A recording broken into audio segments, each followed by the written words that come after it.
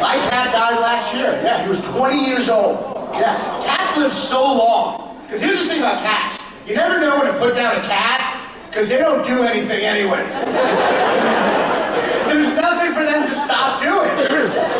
Look, I love cats, but a cat on his best day is a dog that should have been put down 2 years ago. And I feel like only the dog people are clapping, but look. If you came home and your dog was behaving like a cat, you would put that fucker out of his misery immediately.